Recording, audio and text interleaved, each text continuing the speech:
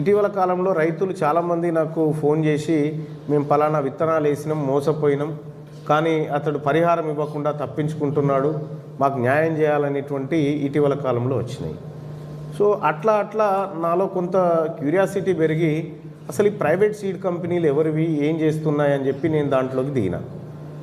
Kaveri seeds కానీ, నూజివీడు కానీ, లేకపోతే ఇట్లా చాలా సీడ్స్ కంపెనీలు ఉన్నాయి కదా, దాంట్లోకి నేను వెళ్ళి అసలు ఆ కంపెనీల వ్యాపారం ఎలా ఉంది, దాని టర్నోవర్లు ఎలా ఉన్నాయని చూస్తే చాలా కంపెనీలు లాభాలలో కనిపించినాయి.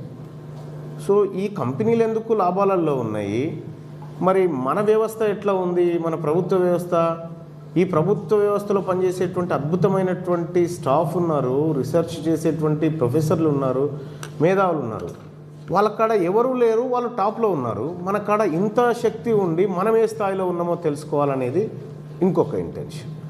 సో ఈ అంశాలను నేను మీ ద్వారా తెలుసుకొని అవగాహన కల్పించుకోవడం కోసం వచ్చిన, సేమ్ టైం మీకు ఉన్నటువంటి సమస్యలకు నేను బాధ్యత వహించడానికి వచ్చిన. ఓకే.